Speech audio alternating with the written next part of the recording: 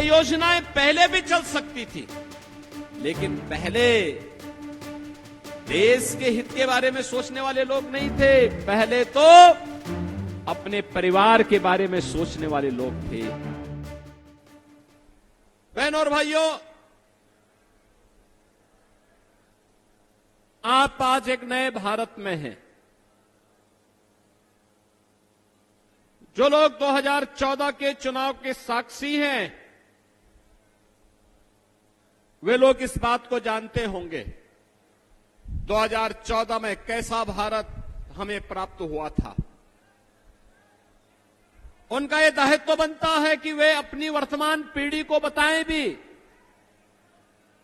जो नवोदित मतदाता हैं उनको भी बताएं कि 2014 में एक ऐसा भारत था जिसमें परस्पर अविश्वास था, लोगों के मन में आक्रोश था, लोग इस बात के लिए आशंकित थे कि क्या होगा हमारे भारत का।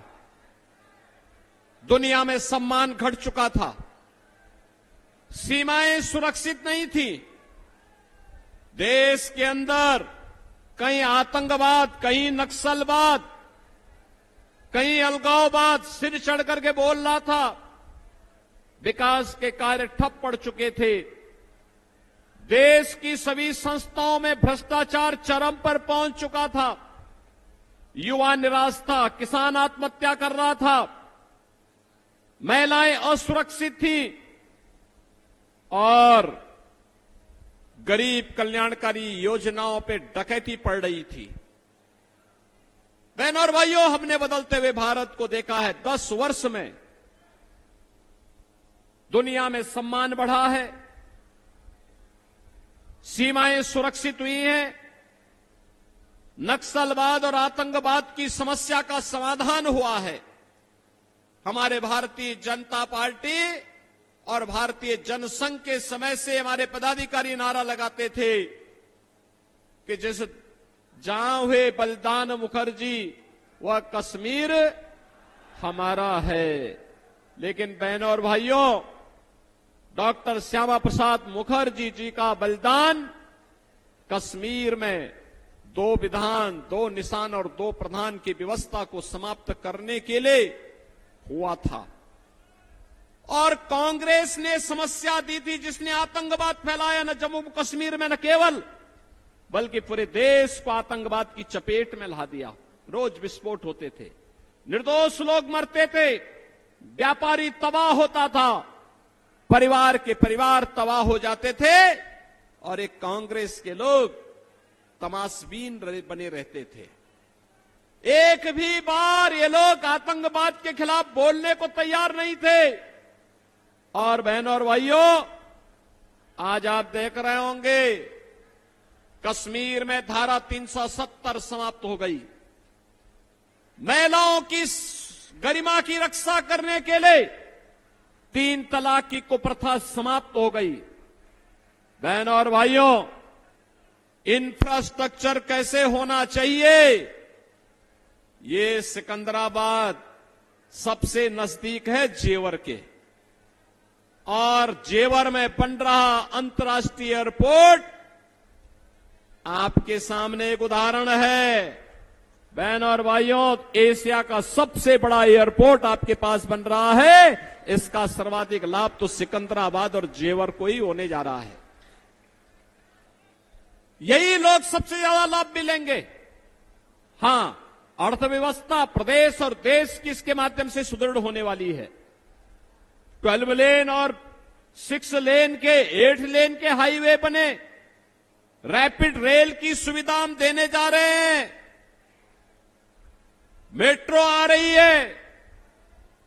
बहनों और भाइयों, रेल की कनेक्टिविटी, डेडिकेटेड फ्रेट कॉरिडोर का जंक्शन दादरी में हमारे विधायक बैठे हैं, इन्हीं की विधानसभा क्षेत्र में डॉक्टर महेश शर्मा जी के इसी क्षेत्र में इसका भी लॉजिस्टिक का सबसे बड़ा केंद्र, देश का सबसे बड़ा केंद्र बनने जा रहा है, जहां लाखों नौकरियां निकलने वाली हैं। बहनों और भाइयों, ये पहले दुनिया के अंदर इस प्रकार के इंफ्रास्ट्रक्चर के लिए जाना जाता था। लेकिन आज सौभाग्य से ऐसा इंफ्रास्ट्रक्चर आपके पास मौजूद है, या बनने जा रहा है, या बन रहा है। और गरीब कल्याणकारी योजनाओं की तो कोई सानी ही नहीं। 80 करोड़ गरीब देश के अंदर पिछले 4 साल से मुफ्त में राशन की सुविधा का लाभ प्राप्त कर रहे हैं। 60 करोड़ गरीबों को 5 लाख रुपए की आयुष्मान भारत की सुविधा प्राप्त हो रही है। वे कहीं भी जाकर के उपचार करा सकते हैं।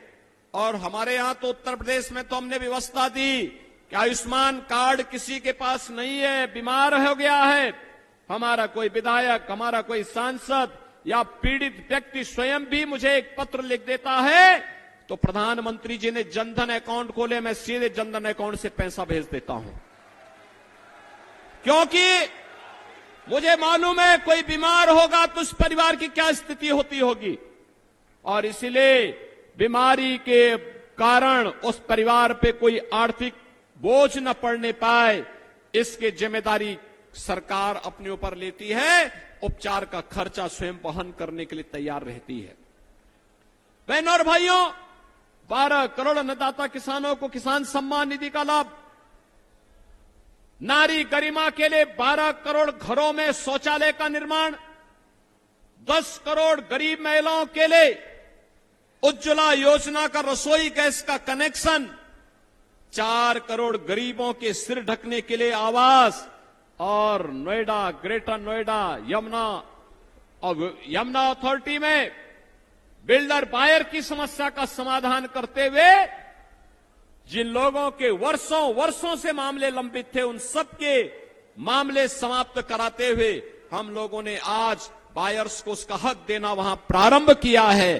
बहनों और भाइयों, ये पहली बार हुआ है। 2.5 करोड़ गरीबों के घर में बिजली पहुंच गई, ये पहली बार हुआ है। ये योजनाएं पहले भी चल सकती थी, लेकिन पहले देश के हित के बारे में सोचने वाले लोग नहीं थे, पहले तो अपने परिवार के बारे में सोचने वाले लोग थे। इसीलिए तो कह रहा हूं मैं, चुनाव नेशन फर्स्ट बनाम फैमिली फर्स्ट के बीच में होने जा रहा है।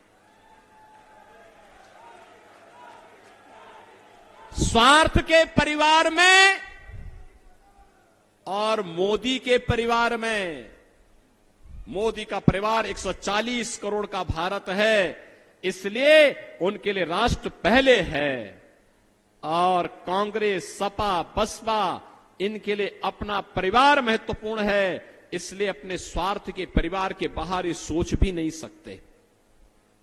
बहनों और भाइयों, ये जितना भी कार्य हुआ है, चाहे वह सुरक्षा का बेहतर माहौल हो, निवेश का बेहतर माहौल हो, और कल आपने अयोध्या में देखा होगा 500 वर्षों के बाद रामलला को भी अपने जन्मोत्सव को आयोजन को अपनी जन्मभूमि पर बनाने का अवसर प्राप्त हो गया, और सूर्यवंशी राम को भगवान सूर्य की किरणों ने तिलक करते हुए, अभिषेक करते हुए भी आपने देखा होगा। संपूर्ण सनातन भारत आलोकित हो रहा था, उस आभा से आलोकित हो रहा था। बहनों और भाइयों, ये जो सम्मान और गौरव है, ये सुरक्षा है, ये जो समृद्धि है, ये जो गरीब कल्याणकारी योजनाओं का लाभ मिल रहा है, और जो ये सम्मान भारत को मिल रहा है, इसका श्रेय केवल और केवल और केवल किसी एक व्यक्ति को और किसी एक महामना को जाना चाहिए। वह नाम है श्री नरेंद्र मोदी का। मोदी जी के नेतृत्व में यह सब हुआ है, और इसीलिए हम लोग आए हैं आपके पास कहने के लिए कि बहनों और भाइयों, मोदी जी के नेतृत्व में जो नए भारत का हम दर्शन कर रहे हैं, इस नए भारत को आत्मनिर्भर भारत, इस नए भारत को विकसित भारत, और इस नए भारत को ग्लोबल लीडर भारत के रूप में दुनिया के सामने प्रस्तुत करने के लिए तीसरी बार मोदी जी को फिर से प्रधानमंत्री बनना आवश्यक है। और बहनों और भाइयों, तीसरी बार मोदी जी को प्रधानमंत्री बनने से के लिए आवश्यक है डॉक्टर महेश शर्मा जी तीसरी बार यहां से सांसद बनकर के चुन करके जाएं।